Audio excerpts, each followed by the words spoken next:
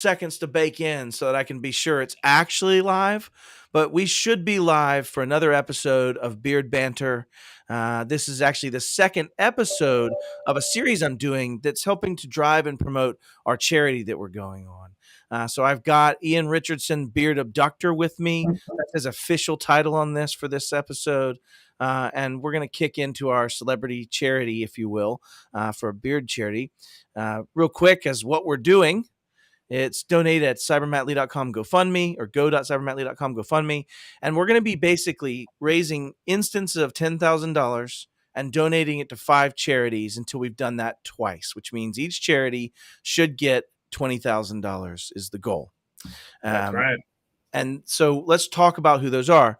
We started and we wanted to focus on cybersecurity related charities and charities that were underserved, that were either new, nascent, or having challenges gathering their own funding, just in the sense of being a new charity. So we went with Women Who Code, who's actually a very well structured organization that's already been around quite a while. Hey, Jessica, it's good to see you. And Diversity Cyber Council is an Atlanta-based charity. We've got a series you can go watch on my YouTube about each of these charities being interviewed. But Diversity Cyber Council is trying to help the underserved populace in Atlanta and speaking towards trying to drive more cybersecurity people in our world, starting in the high school range, 17 years old and up. Bits and Bytes is another charity where she goes around and does speaking and education to 8th graders and less around cybersecurity concepts, around protecting themselves online, around those kind of knowledge things in that space.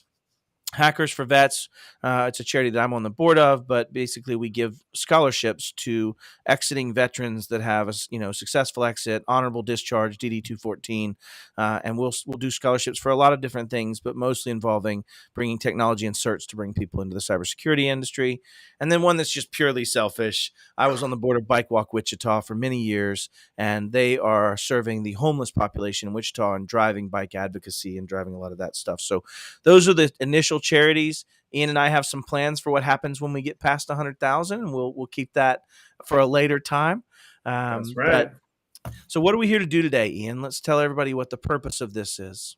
Well, the purpose is, for everyone who's watching, is for you to smash that donate button. That's right. You need to smash that donate button and start donating. But this is one of the things that Matt and I are doing. We're meeting every single week behind the scenes to keep forward progress, keep momentum going. And the commitment that he and I had talked about is to be 100% transparent. So we're using this to make sure that everyone, the population at large, is up to date. And we're also bringing in our Victa, Abducta, Kidnap, volunteers. Beard people. All the bearded ones, the shavies, as I like to refer to them, the shavies, and have them come in and tell their story and share that. And who are they? What are they doing? And why are they participating in this cause? And most importantly, this is about cybersecurity. So what's a tip? These are all well-known professionals in our space. What can people do to help protect themselves a bit better? Which makes my heart super happy, right? So we're trying to serve two purposes. One is to help you understand why these people are shaving their beard and doing this silly thing that Ian and I've come up with. And then the second piece is to help educate. So if you're watching, you should get some interesting takes on how someone could protect themselves or be better in cybersecurity. Again, as Ian said, please donate. I want to show the slides and we're going to introduce people. The first person I'll introduce, obviously, is my co-host, and that is Ian Richardson. I don't want to miss the fact that this was their brainchild. This was a joke at a stupid conference that said, Matt, would you shave your beard for charity? And I said, yes, and here we find ourselves. So I've tagged them as beard murderers. Ian and Carrie have no vested interest in losing their beard, but that's their title. And we'll introduce everybody kind of one by one in that fashion. So let's go ahead. The number one lesson that everyone should take is don't joke if my wife is within hearing distance, because she will hold you to that. Yeah. So she's like, hey, if you would shave your head for charity or whatever, you'd be like, nope. Negative. Not even entertaining the thought unless you get sucked in. We're going to bring on Bob Coppage. I think he found himself in a similar situation around that conversation with your spouse. All right. So first off, let's get started. We are going to bring in Bob Coppage. Whoa, Bob where's the Coppage beard? is a friend of mine. He's a bit of an idiot savant and sometimes savantless, but he's a great friend of mine. Wonderful, glorious spirit. He runs Simplex IT. They do so much cool stuff around co-managed. Bob's written 3 books. What can I say? It's Bob Coppage. Everybody knows him, and Bob's Law, hopefully. So let's bring Bob up here. Y'all gotta watch. I'm not the best computer user, but I'll try to get this thing. Is it Bob? Is Bob, you with us? Bob, can you hear us from the grave? I'm trying to, but his facial hair is causing some kind of sound dampening. Oh, see, we'll fix that. We'll fix that. Bob, just you donate make that $10,000 promise real quick, and you can be that much closer to shaving your beard. Bob, I love seeing just how excited you are, buddy, and it just makes me very happy. I gotta say, I think your beard's grown in the last year, like pretty massively. It's getting into full Santa Claus mode at this point, right? I mean, it definitely is, and it's one of those where the color of the beard, especially, is adding that whole I'm incredibly old. Right? No, you must dye it to get that color, though, right? Is my assumption? No, I am incredibly old. Oh, fair. Sorry, I thought I made that clear, Matt. I apologize for being okay. Good. I'm a little slow, Bob. So let's start off with question 1, brother. Tell me about yourself, and more importantly, tell the audience about yourself. And then, what do you do professionally? And Bob, I know very loose standards on professionally, but I was just going to say. Okay. Yeah. Wow. So when last I checked, I was CEO, head geek, whatever, over at Simplex IT, which is an MSP over in Northeast Ohio. I also try to be a bit of a thought leader, rounding up, as far as the whole co-managed world, co-managed IT for MSPs and all. And we try to do a lot of education, and we have some fun. And we even brought Matt in on a couple of videos, and those went, okay. Yeah, they weren't well received, but we they were well received, but they were analyzed for a lot of psychological, non-technical reasons. So you run an MSP and you help clients and partners, kind of go forward. But tell me why then, Bob. Why are you doing this? What got you suckered in to shaving your beard? What's your why? Help me understand the Simon Sinek. The reason being is because, first of all, there are so many ways for us in this world, especially if the world is mixed up as it is, for us to make a difference without doing a whole heck of a lot of work and even having some fun doing it. Yeah. Okay. It's one of those where it doesn't have to involve moving mountains, curing diseases, though those things are cool too. So whenever I see something along these lines, I am in. We also just gave $1,000 to some nonprofits at Cleveland Give Camp over the weekend. I saw that. Yeah. Right, because those are nonprofits that were having free web resources created. We also do a lot of giveaways to a couple of charities throughout. I mean, we do a fair amount, and it's not enough. It's never enough, but sure. This is fun. Yeah, it's fun for a great cause. So cool. I love that answer, Bob. I mean, in the sense that that's kind of my answer too. In the sense, I do care about charity. I try to be philanthropic. I try to get generous with my time in many ways. But when somebody came up to me and said, "Hey, Matt, would you shave your beard?" And my answer was, "No, I'm very partial to my beard. I love it. But would you do it for charity?" That was an instant delineation, right, for me. And I think that's kind of one of those points. And I think it's really cool to hear you say it in a very calm way of just, yeah, why would I say no? And that's kind of awesome. And it's one of the things I love about you, Bob. So now we're going to get the sage Bob advice. You got gray beard. It's been around a minute. You've seen people fail at cybersecurity. You've seen them succeed. What can someone, it can be general public, it can be related to someone in their house and their kids, whatever. What can someone do to either better protect themselves or grow their own cyber awareness in their own kind of cyber community, if that makes sense? What I'm going to talk about is more mind and attitude changing. And that is to recognize, and Matt, you and I have talked about this a lot of times, especially in my dreams. I was there. It was very nice. It was a little cold. Okay. But it's to recognize the fact that the bad guys are entrepreneurs. We want to vilify them. We want to talk to them about that as nation states, all that. But the bottom line is they have found a business model that works in terms of bringing money and bringing value to their organizations. So they are setting up businesses. They are setting up employment opportunities, training, newsletters, whatever. in order to make this work. And just like any entrepreneur, they're always looking for new ways to do this. And there's very little right now that is attacking their business model. And until that happens, this isn't going away, nor is my cat, apparently. It was perfectly timed. I'm not a cat, Your Honor. But I think that's brilliant. It's about that. Scott Augenbaum is a retired FBI agent. He's another guy out there speaking in the channel like this a lot.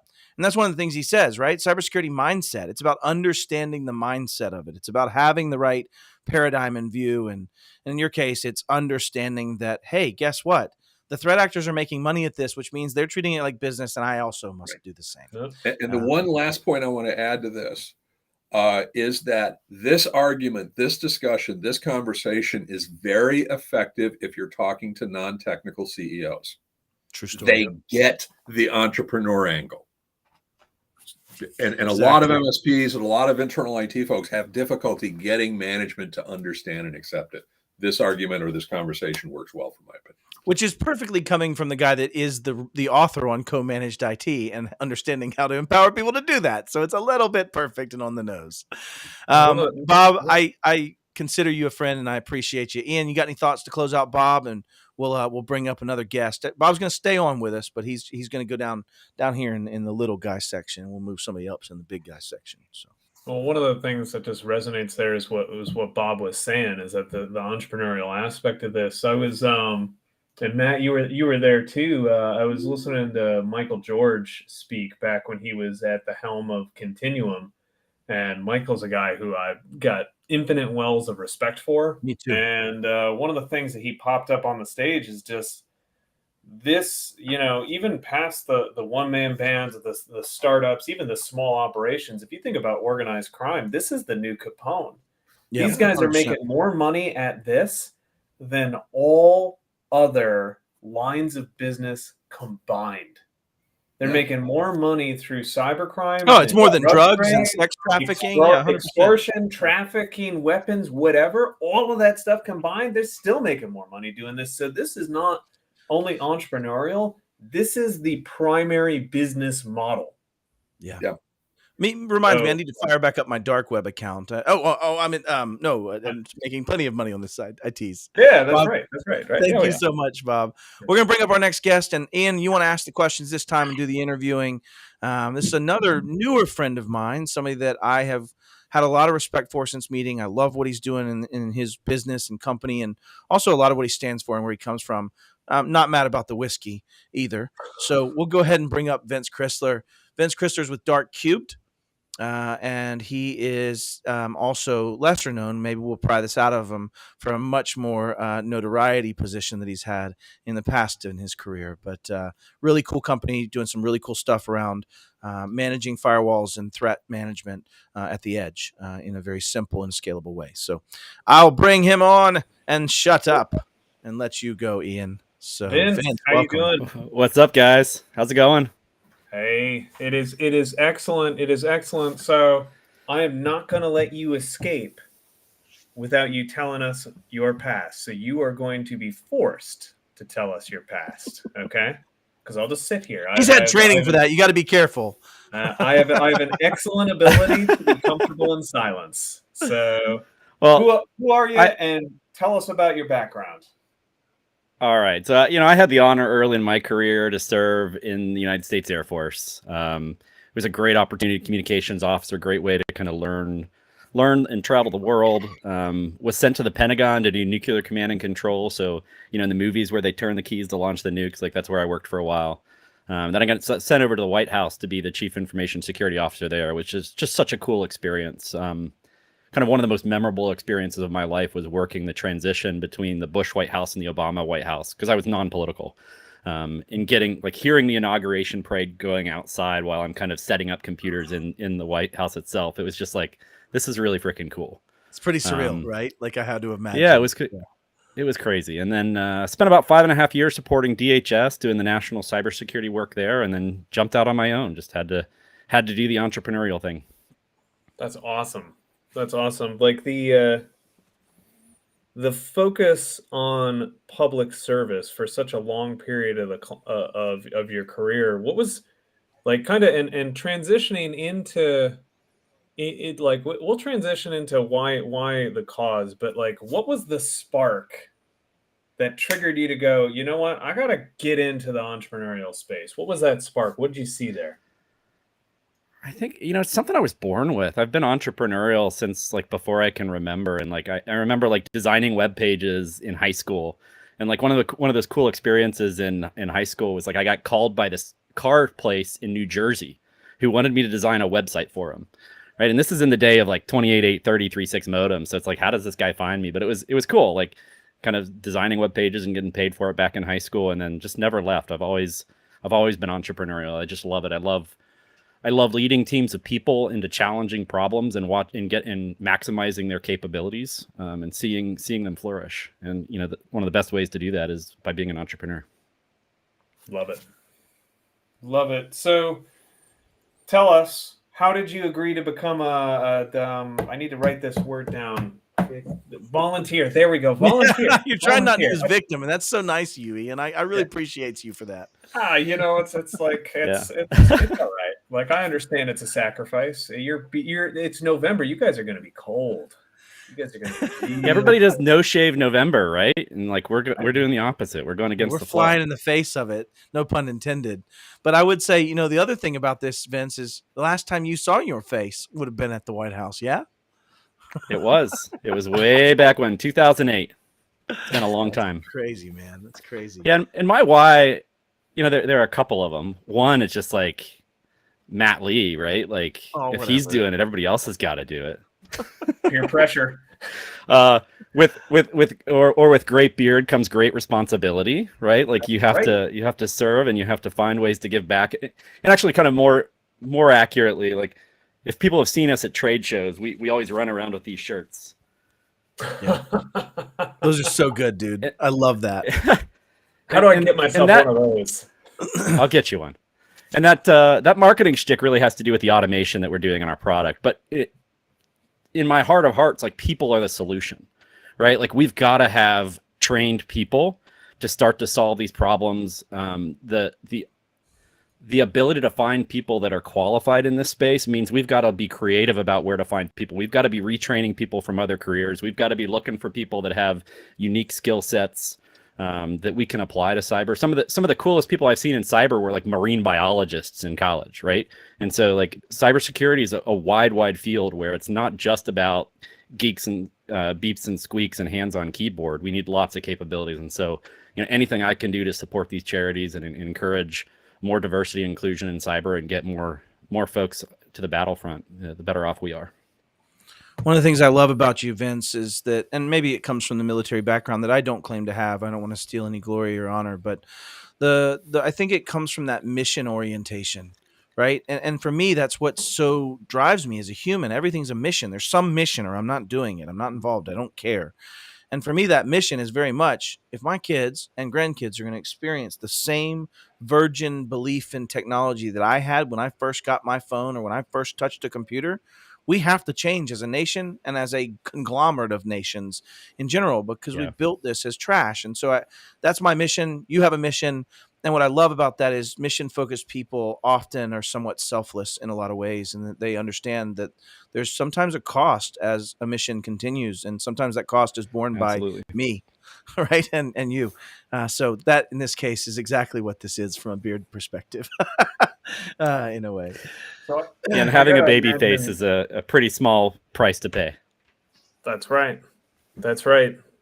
I got to imagine that, like, through the wealth of experiences in your world, Vince, that you've picked up a couple of it's like Animal Hour here. Seriously, everybody bring your pets on. Like, I'm going to be completely distracted now. It's squirrels all over. Share something that can help people either better protect themselves, grow the community, or my favorite answer, both is acceptable. Both is acceptable here. So, well, my fundamental philosophy in cybersecurity is that offense always wins, defense always loses. And like, you've got to accept that. And so if you're playing cybersecurity as a game where you're trying not to lose, you're screwed. And so if you understand the game that we're playing, which is we're going to lose, then how do you play it a little bit differently? And to me, there are three things we can focus on, right? We can make it as hard as possible for the bad guys to win given the resources we have. And so if you have $50 or $50 million, like there are things you can do to make it as hard as possible for the bad guys to win, right? It just risk management. Two, we've got to find out sooner rather than later that we've lost. So you got to think about, how do you get alerted that something bad has happened? And then three, how do you make it hurt less when you do lose? Right. And so dividing assets. And so this gets back to my number one tip, and it's so freaking basic, and I wish I didn't have to give it, but like complex passwords, use a password manager protected with 2FA, and use 2FA. And I wish that wasn't like the thing I have to tell everybody, but no, a surprising amount of people don't use 2FA, and we get hacked over and over again with stupid, simple crap. I got to take a second to laugh because Jess Bishop popped in. I don't know if y'all know, I played Red versus Blue. I lost abhorrently because some jag jumped over the fence and attacked my human machine interface directly, named Eric Taylor, twice in a row. And so thank you for the conciliatory statement, Jess. I appreciate it. I lost bad, like turned 13 of 50, like bad. But I think, to your point, Vince, those are brilliant points of understanding that I think are probably some of the best I've heard, in the sense that one of the challenges we focus on is that we can win. If you look at marketing goes, stop all threats now, never lose to another hacker, the world is solved. Like we had that before. They were like Carter's pills cart, right? Between towns. And so we're starting to see that you have to understand you're probably going to lose. You have to understand it's about blast radius reduction principles.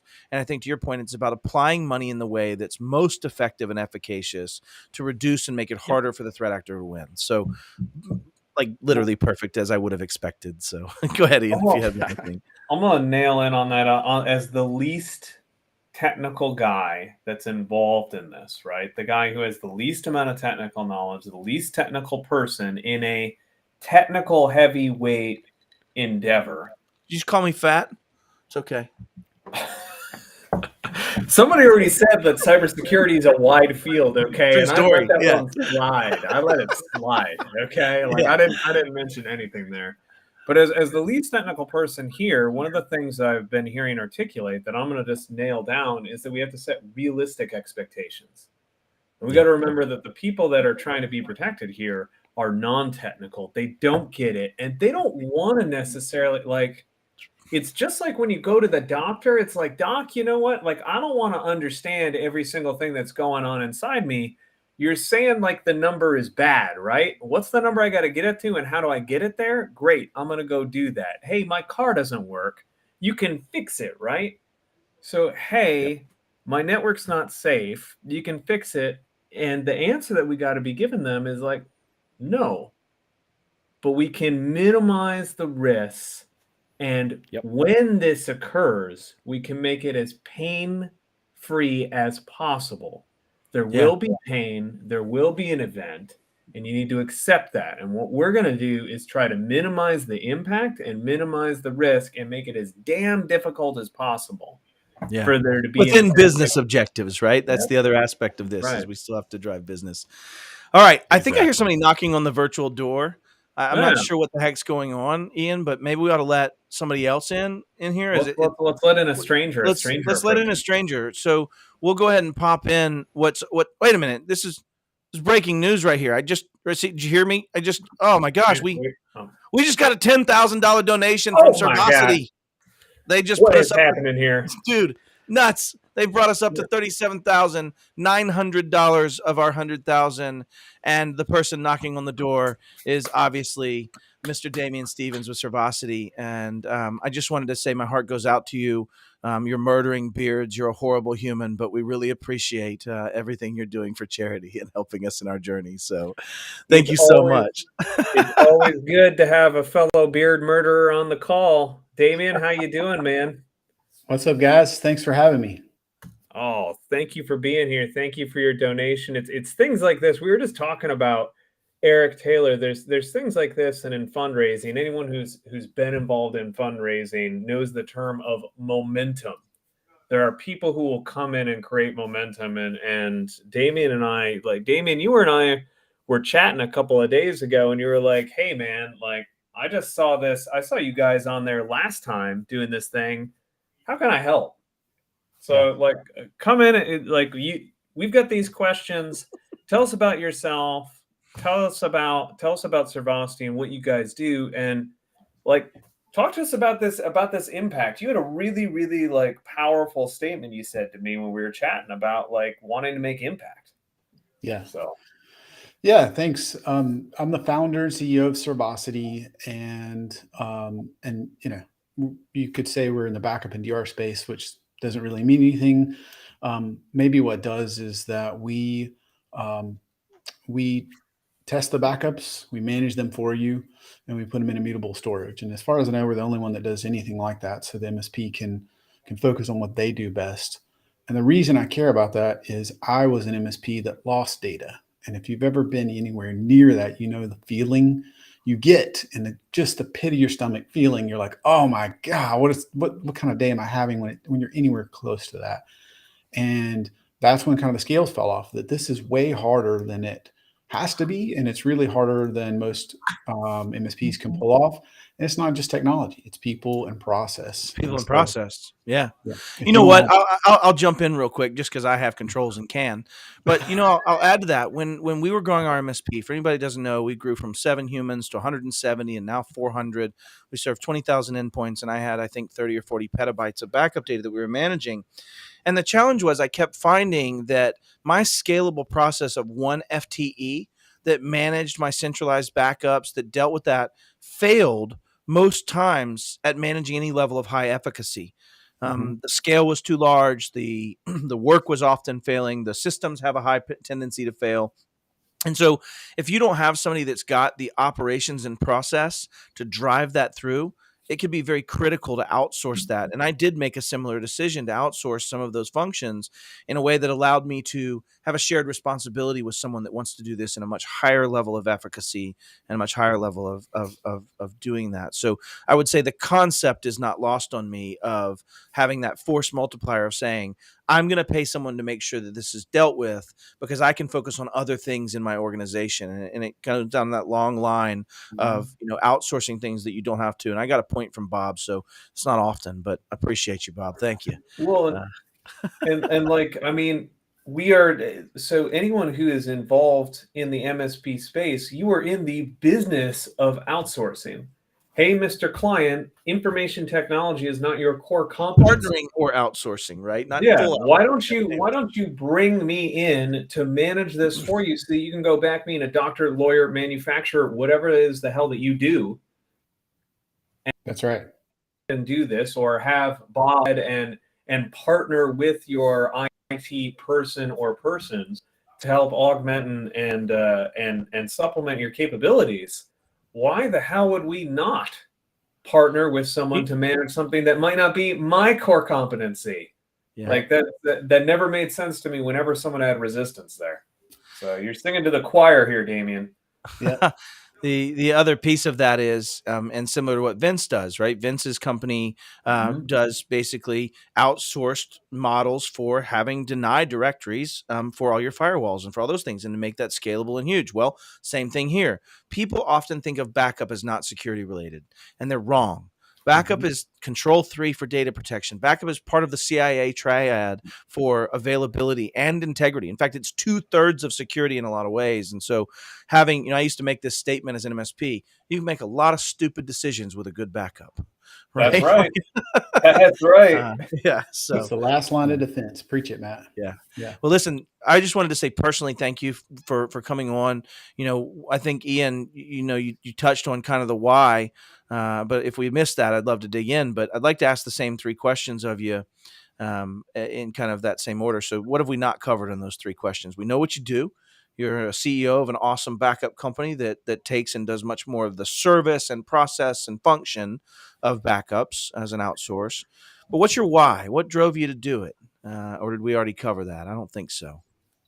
Yeah, what drove me to do the Start Servacity or the No, we're talking about you giving me $10,000 to give and make some charity stupid happy as the next distribution of that. So what brought you to do that? I meant to put .00. Did I put 10,000?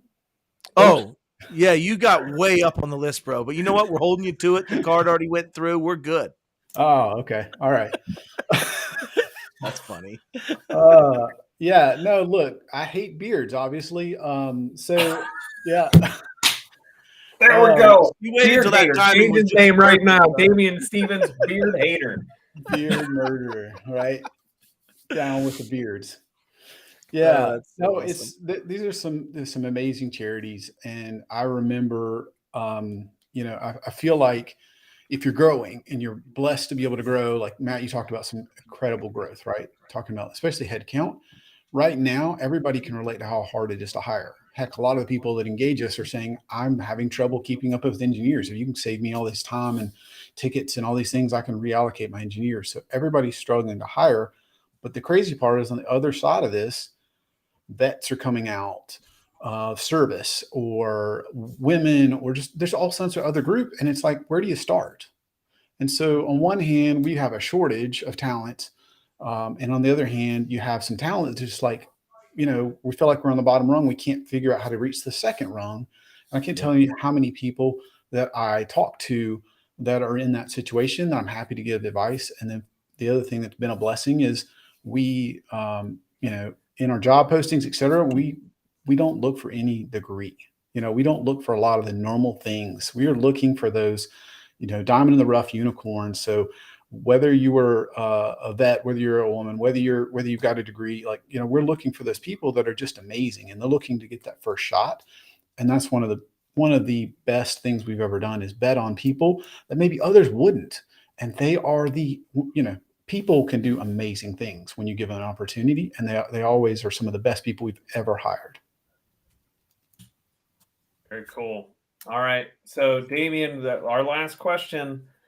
You're in a cybersecurity company. You got to have a lot of tips. What's something that someone can do to better protect themselves? And then I think you've got something that people can do to help out the community too. So tell us, drop your best piece of advice about better protecting themselves, and then tell us about something that people can do right now that costs them nothing to help the community. Absolutely. So the tip also can cost you nothing. One of the biggest tips is, you said backups 2/3 of security, depending on how you look at it. Obviously, we think that's Slight misquote, but I'll go with it. I'm with you on that one. Yeah, broadly, depending on how Matt tilts his head and the fair angle of the sun. Really, it's which way he's looking. Yeah, that's true too. Yeah, I always got one pointing off to the wide right for sure. That's right. It's whatever part it is a big part, and test your backups. I know it sounds basic. I know it sounds boring, but when I talk to the average MSP, I say, how often do you test backups, especially if you don't count a screenshot? And they'll say quarterly at best. And I'll say, how much data can you? And even 90% of them are lying too. But quarterly at best usually means 3 clients out of 100.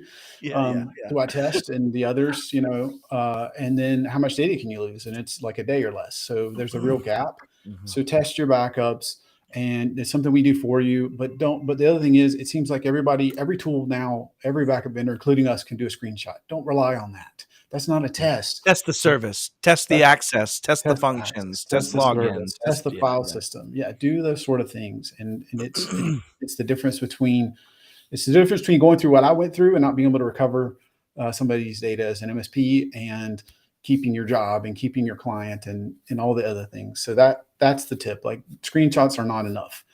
Awesome.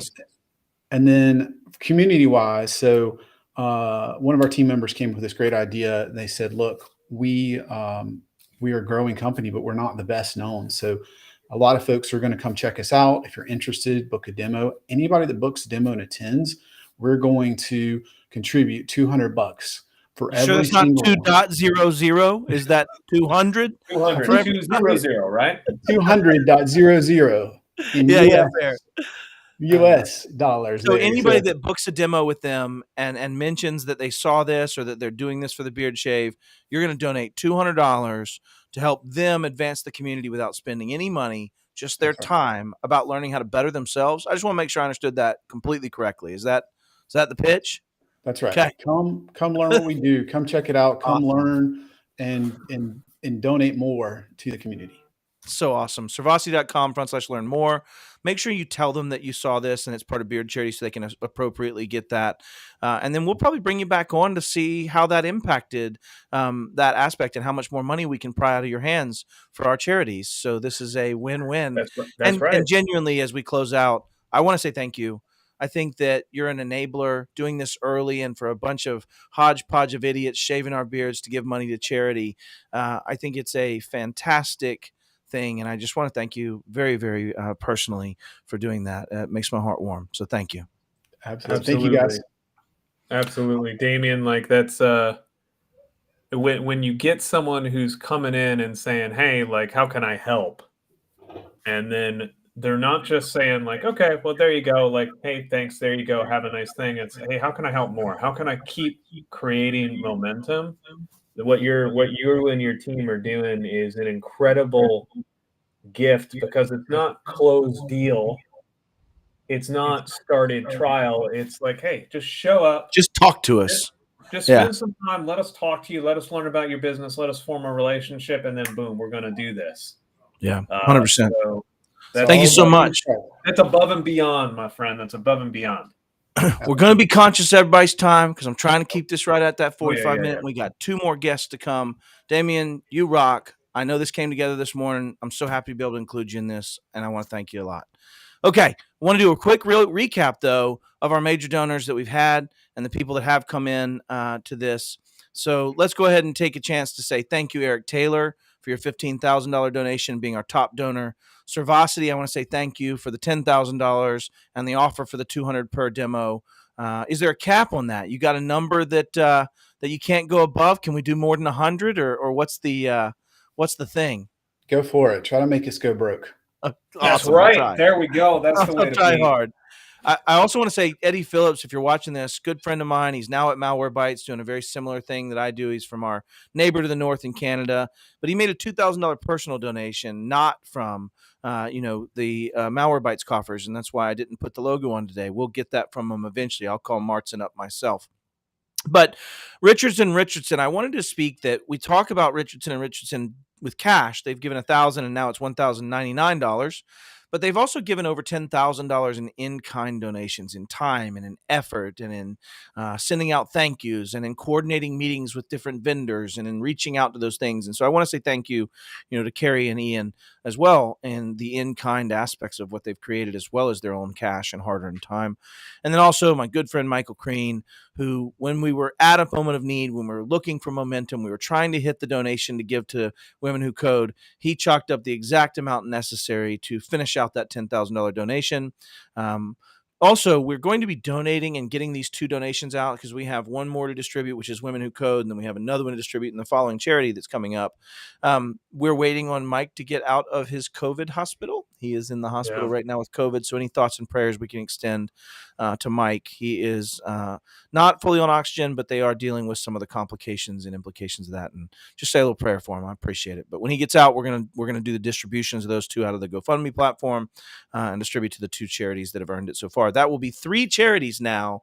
I pulled up 4 fingers because I'm stupid, but that'll be 3 charities now, and you can't see me, that have earned their monies from this endeavor. And so we're really making a difference, and we're trying to distribute it as we go so we can make a difference as early as possible and not in November. Right. So that's the point. So that's it. Let's bring up our next one. Ian, Damien, thank you so much. Ian, let's go here. We're going to bring another Simplex ITer up here. Let's bring up Mr. Adam Evans. So boom. I know, Bob, apparently you're letting your people off to do stuff like this and give to charity and be wonderful human beings. So I'll take up the helm on this interview. Adam, you you're on fire. I am, and it seems to be flickering in the background there. So hope that works. Well, smoke does that, brother. Smoke does that. It just happens. But I believe you and I have appeared on video together before, haven't we, brother?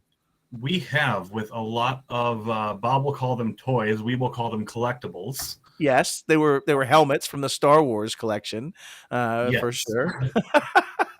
Which Bob loves him some Star Wars. He's a big fan. He is the number Hates one Star Trek, Wars.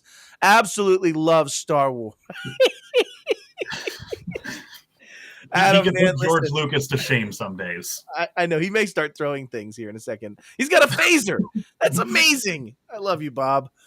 All right, Adam, tell me about yourself, man. What's your background, and then what do you do professionally? We know you work with Bob and on his MSP, but go ahead and help me out. Elaborate. Yeah, so I'm Adam, obviously. I kind of got my start in the world of technology a long time ago, just tinkering with computers and whatnot. And cybersecurity was something that had kind of interested me, especially in school, was always all those restrictions that were really obnoxious. And I kept trying to find ways around them, much to the chagrin of our lonely IT admin. But she had a good spirit about it and basically said, hey, if you find a way around my restrictions, just tell me and I won't get you in trouble. So you were an early entrant in a bug bounty program. Fantastic. I didn't know what it was at the time, but yeah. But it was good fun. And then once I got done with that, graduated to vocational school, got my job doing retail tech support, ended up at an MSP where I stayed for quite a while. And now I'm over here with Bob and his merry band of people. We'll call them that today. The original term would have been idiots, but I understand the delineation. That makes sense. Yeah. Well, I want to be nice to some of them some days. I know a few are watching right now, so we'll save it for the morning stand-up. P's and Q's, right? So what do you do for Bob in your current iteration right now at the MSP? Bob, you want to repeat that? I mean, we got this one on today, but usually security compliance, and not only for ourselves, but also try to take those and cascade it down to our clients. Yeah. Especially in the compliance space, and dealing with some of those fun ins and outs. MSPs are a force multiplier for two reasons. MSPs are a force multiplier for bad, in the sense that the threat actors can use that as a way to pay to get a much larger return on their investment. But in the same breath, MSPs that do this well, that think through those problems, that are that outsourced, that know when they should hire someone like Servosity, that know when they're going to do it internally, that know when they're going to, those type of MSPs that are doing that and focusing on security are going to be what saves my mission as we continue to go. And it's very much what my focus is on, educating and empowering, because you are the force multipliers out there. And I just wanted to take a second to thank you and Bob for doing what you do, and you especially in the one of the challenges that we face being the security guy or gal is often we feel like we're the business disabler. Often we feel like we're the ones bringing up things that need to change in a sea of things that need to change. And I think that's one of the challenges. And so I just wanted to say thank you personally for being a direct practitioner in security and in driving that. I love your DEF CON shirt. I loved following you through DEF CON. That was really cool. Thank you. That brings me to, what about your why? Why the hell are you shaving that glorious big old bastard at the bottom of your chin? So this was fun. I was at IT Nation and I took a selfie just to say, hey, look, I'm here, make sales and marketing happy with some stuff there. And I get a comment on it from this person named Carrie, who I've never met before, saying, well, that's a lovely beard. How would you like to shave that with Matt Lee for charity? So I said, hey, Matt, what's this all about? And he's like, oh, yeah, you're doing it. You're doing it. Okay, Carrie, I guess I'm doing it. You made the mistake reaching out. Right. But then I look at the charities and a few things that stuck out to me. You look at the cybersecurity space, you look at the technology industry, and it's a lot of people that look like me, come from similar backgrounds than me. And you've got things like Women Who Code and the Diversity Cyber Council who are trying to get people from these other communities and these diverse perspectives into the industry and empower them to be their best selves. Because at the end of the day, it's having a great background of diversity that makes us all better. And bringing those perspectives into the cybersecurity space, add those new thoughts and ideas that someone like myself may never think of, because it doesn't come from my background. It comes from something that I would never have experienced. So man, I'm getting goosebumps right now, Adam. That's a good answer. You add on top of that the vet charities too. The veterans are out there doing important work for the good of the country. But one thing that I love about it, and we've got a member of our team who comes from that background, and that dedication to service is fantastic. It's unrivaled. You add that security mission on top of it, and you've got a powerhouse of people that can get some stuff done. Yeah, that's awesome. I want to poke in. So yes, we do have the risk here. I don't know if you knew there was actually a human associated with risk that is just the definition of risk.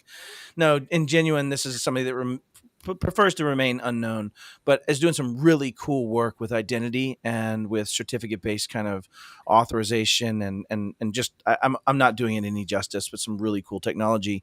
But I appreciate Risk chiming in, so I really like that. But thanks, Risk. We appreciate you. We're trying. It is good right now. Adam, sorry, comment caught me, and also Oh, you're Jess good. Bishop said your statement was very powerful. And I think if I wanted to lean into that a little bit, we all die. At the end of the day, we all die. Period. And I think one of the challenges and why I like to think about diversity is exactly what you said. I know my paradigm. I look like me. I came from me. I know what my opportunities are. I know those things. And I would sure hate to die knowing that people I could have influenced, people I could have changed their paradigm to have the same success rate, to have the same access, to have the same growth. It's kind of one of those things that drives me, man. And so I'll be honest, that one's really impactful to me. We got to lose Ian. I'm actually okay with losing one more beard hater from this charity conversation. So good riddance, Ian. Appreciate you being here. Damien, hold down the beard hating flag, my buddy. I gotta pass it on to you. I'm sorry, all I gotta drop early. I got a hard stop. Ian's another one of those doing back-to-back meetings well into the evening hours from a planning perspective. So thank you for being here, Ian. Well, so this one's going to make me some money, so then I can put some more money into this charity. So, I'm not opposed to that in any way. There we go. All right, last one. Somebody donate before this is over, or else I'm going to find all of you who didn't, and I don't know, something will happen. Beards will be removed, maybe. So, That's Adam, right. the last question I want to follow up with is: you've been doing this a long time. You've seen failures. You've seen success. What would you give as advice for someone on how they could protect themselves and/or how could they grow a cybersecurity community, cybersecurity culture inside their own organizations? Like, what are your thoughts? Like, what have you seen that people could do to protect themselves? Is the first part of that. So I look at the MSP industry, and we are that force multiplier, as you were saying earlier, for small to medium businesses. The sad thing is there's a lot of MSPs out there that have a lot of room to start growing and improving, especially on cybersecurity. And I'd say it's time to start acting. We know the world's changing. We know we've got to take this stuff seriously. So I'm going to piggyback and steal what Alex said last episode. Pick a framework and start going through it. Not only for yourselves, but also start bringing that down to your clients. Also from the MSP perspective, listen to what Jen Easterly and the team over at CISA is putting out there for guidance for the MSPs out there. It's great stuff. Some of us look at it and say, well, yeah, we know we have to do this. This is easy. But yeah, we might, others don't. Yep. And what we can do at the MSP level is, band together, form that community, look at the vendors that are doing it, and come to one another's help or defense, assist, and help educate. If we keep learning, we keep growing, we keep improving, we bring those ideas down to our client base, we secure them. And I believe it was what Vince was saying, we can, we won't win every time, but we can sure as heck make it a lot more difficult for the bad guys to win that one time. Yeah, and when they do, we take away their points. They didn't win 15 touchdowns; they got 2, right? And we start making it to where the blast radius is reduced and all those things. And I'll echo what you said around frameworks. We, as an industry, are somewhat arrogant, and I don't mean that in a negative way. It's kind of the natural process of, we'll let the smart guy do it. It's the natural process of that. And I think the challenge with that is that we shoot from the hip. We oftentimes try to come up with all the pragmatic things that I must need to deal with. Frameworks makes it easier for us to take bodies of knowledge and iterate over time, right? And finding a framework to tie to and understanding how to iterate through it and how to be better at every piece of it and how to understand your gaps and how you outsource some things and you do some things. Those are the type of things that I think come from that. Bob's like ready, fire, aim, right? Conversation. It's accurate. And so I think it's better to plan out and aim and then fire from a waste perspective and from a mission accomplishment perspective. So brilliant advice, right? Go out there and learn, find a framework. And I think one of the things that was really cool is I teach a cybersecurity class around CIS. And I just got done another 2-week one of these. And I ask all my MSPs to rank themselves in their knowledge of cybersecurity on the first day, 1 through 10. Where do you find your knowledge of cybersecurity? And I had 4s through 7s. Nobody wants to be a 2. Nobody wants to be a 10, right? There's some degree of median theory that plays out there. But what was so interesting was on day 2, one of the gentlemen stepped up and said, "Hey, I'd like to change my score." I had no idea how much was out there and how much more I didn't know. And I think the conversation is one of those of, we all have 3 buckets: what I know, what I don't know, and what I don't know, I don't know. And oftentimes we find ourselves not knowing what we don't know, and that's what slaps us in the face. And so I think your advocation of go out there and learn means you're going to grab the contextual anchors of the things you don't know, and move them in your don't know bucket where you can start dealing with them. The other piece I'd add to that advice is don't get overwhelmed. when you really start realizing how much there is to do and how much more there is as an MSP or as an organization to accomplish, start where the hell you are. Be humble and transparent. Admit where you are and work from it, and understand that perfect is often the enemy of good. Back to Vince's point of do the things you can do to make it harder. You're not going to win. So if you're not going to win anyway, then gain early points. Iterate quickly. Suck at what you do and get better, but be honest about it. So, gosh, just amazing advice. Simplex IT, you guys lead kind of the charge, guys and gals, lead the charge around a lot of this. And I've been proud to work with y'all on a lot of this content and how you bring it to your market and understanding. So awesome having you here, brother. I hope you had a good time at DEF CON. Did you solve the puzzle? Did you finish the badge? I did not. I was dumb, and right before my flight left, like literally 12 hours before, I pulled a muscle in my back, so I was hobbling around Vegas the whole time, trying to make the best of it. So I let the smarter people solve the puzzle. Yeah, you ended up having to put those keyboards together in order to solve the puzzle. So there was some collaborative effort, and that's why I wanted to bring back to it. But that's awesome, brother. Thank you for being here. Any final words or parting thoughts? And we'll move on to our last, but definitely not least, victim. I'll say it for Ian because he means it. But go ahead. I'm just going to remind, especially I know a couple of my friends are watching this. If you are, and I think my mom is too, so hi, Mom. If you are doing this, just remember, I've told every single one of you, you cannot give me grief for having a baby face this winter unless you donate. So donate if you want to give me grief. That's epic. That's epic. Fair. I'll cheers to that. It looks like Vince started us off. All right. We have one more guest to bring in, one more victim that's soon to be beardless in the cybersecurity community. I'm going to go ahead and toss up.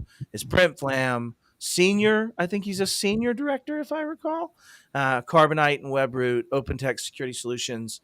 And I want to bring him up and ask those same questions. And I'll try to do it in the voice of Ian since we're alternating and he's no longer here. But thank you so much. And let's bring up Brent. Appreciate you. What's up, man? How you doing? Hey, it's good to be here. It's good to be here. So. Awesome to have you here. So you know the routine. You've done seen this now 5 times on this particular episode. Let's dig right into it. Tell me about yourself. Tell me about what you do professionally around the cybersecurity community or otherwise, and we'll get started there. Yeah, so I'm the least technical of all of you. I know Ian made that claim earlier, but I don't believe him. So I actually, so I was a channel manager. I was a senior channel manager. That's probably where you got that title from. Yep. At this point, I help manage distribution and our national accounts for OpenText Security Solutions. So work with the Carbonite and WebRoot product lines, and I'm just part of the go-to-market side. So I Very definitely cool. rely You on know the business more than you know security is your point, or I at least do. the technical aspect. Yeah. I mean, I don't know how it all works. I've got a lot of good stories. I know a lot of people, and that's me. I enjoy people. I like getting out and seeing what's going on out there. And I've always loved my beard because it's such a good talking point. Plus, I can't not have a beard. Like, yeah, you will for a few hours genetics, or days. for a few hours, and that's about weeks. all. So, exactly. Yeah, that's fantastic. Well, that brings me to, you've been in this community, you've been dealing with distribution, you've seen the growth and mergers in our world and understanding all those things. But we appreciate you donating your beard, and you've already just told me how passionate you are about it and how much you like it. So what in the hell would bring you to want to shave said beard then, if you don't mind elaborating? Why? Well, a couple reasons. One, great causes, and I love the fact that we're not just donating to one cause. I mean, we're bringing, we're raising money for significant money for 5 great causes. I love that. Yeah. 2, a personal reason. My kids have not seen me without a beard. Mine either. Mine either. Yeah, I shaved. I shaved probably 15 years ago, and my youngest is 14. My now 17-year-old saw me and started crying at the time. So, oh my Lord, yeah, let's do it again. Let's. So shocking children for charity is your why. All right, no, I got you. That's good stuff, man. Oh, that's awesome. I did have to. Cry has been said. I did have to run it past my wife and make sure I had her blessing. I don't know Smart that she's move. trying to help us fundraise, but it's all good. So Yeah, we're gonna hit it. In fact, it's interesting. We're only at 37,000, but Ian and I are gonna start making phone calls. So anybody that's watching this that knows me and knows that I have your phone number, it's gonna turn into asks, and we're going to start driving this number up. And you actually tapped on something. One of your whys is that we're serving 5 charities.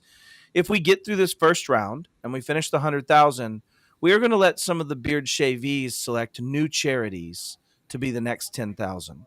One of the goals that Ian and I talked about, and it's going to start with Ian, is bringing in more charities to continue distributing this wealth and continue distributing this. So once we hit the first 100,000, the next 10 will go somewhere. The next 10 will go somewhere. The next 10 will go somewhere.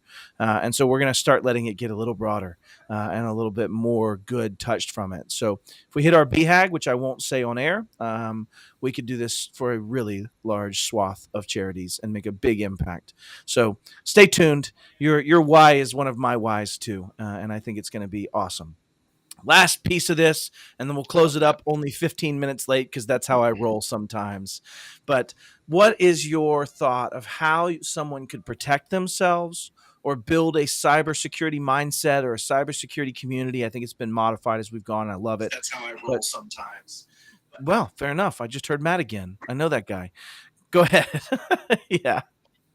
So Vince did just say big, hairy, audacious goal is appropriate for a beard shave challenge. Touche. It's going to be a big old pile of hair. Go ahead. I apologize. no, you're good. I think my advice is actually fairly universal, and that is the most expensive solution is the one that doesn't work.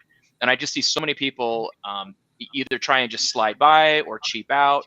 They don't do the research. They don't plan ahead. And I don't care if it's cybersecurity, if it's backup, if it's buying a car or replacing your car tires. You need to research it. You need to make the right decision and don't let money be the factor. I mean, you don't have to go after the most expensive solution, but money is not the quality. So I reinvented myself. I actually started in a completely different world. In about 10 years ago, I was a benefits broker and just got completely burned out and said, I need to make a change. And I found the same mentality that I found in the benefits world with buyers here. And it was just people who, they thought that they weren't targets, or they thought that they didn't need it or whatever else. And, we all need to put some thought into this and make sure that we've analyzed the risk versus reward. And then when we find a good solution, we need to act on that. So. That's perfect. And here's why.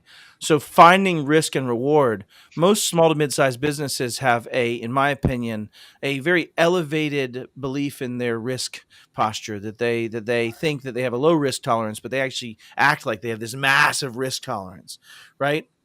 And I think one of the thought processes on that is that they've been enjoying the reward, agnostic of the risk.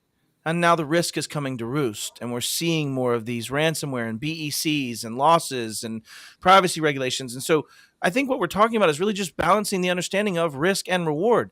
We're educating on the other half of this about the risk, the education of, yes, there's reward, but you need to choose the appropriate solution to meter that reward and its underlying risk. And I love that just exposition of us focusing on the risk and how we enable business by reducing risk in that way and by making people understand the real risk. Right? People say, oh, no, I've got no risk tolerance. We're doing all the cybersecurity things. And then they have a giant vulnerability and they actually lose. They have a huge BEC for $2 million. They're going to engage in everything that they weren't engaging in before. I've never seen it not play out that way. It's almost instant. And they usually have the money for it. So I think to your point, it's about educating risk. If we go back to Adam's point, it's about educating in general and growing our knowledge and ability to have that conversation. And if we go all the way back to Bob's point, Bob and team do a very good job of trying to articulate these conversations to business consuming entities to help drive that conversation. And I like to think of what we're dealing with as a bit of a renaissance.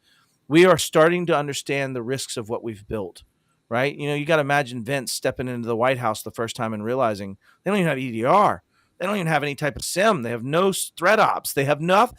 Like that realization of life is one of those things that's playing out in the SMB community today that played out 15, 20 years ago at our government sector and is still playing out. So our job is to be educators and to be go-givers and to continue driving that forward. But This has been fantastic, everyone. I want to give everybody that wants to, anybody want to step up and say anything before we close out? Since Ian's not here, it could be about hating beards, Damien, if that's what you think makes you happy. Whatever it Down is. with Anybody got any beards. thoughts? What's that, brother?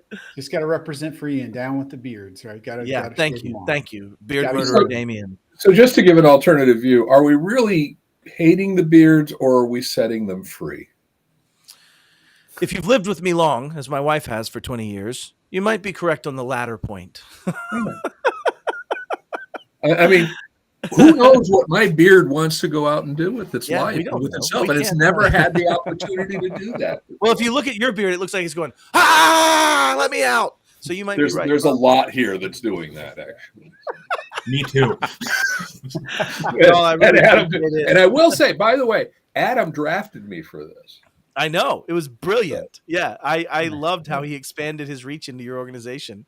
Yep. Vince, thank you for being here. Brent, thank you for being here. Thanks, man. Adam, Damien, everybody that's participated, Bob. It's just awesome. I'm humbled that any of you would decide to join me. And I really, really, really, really, really appreciate the force you've helped me create in this space. So thank y'all. It's all good. We'll let everybody go.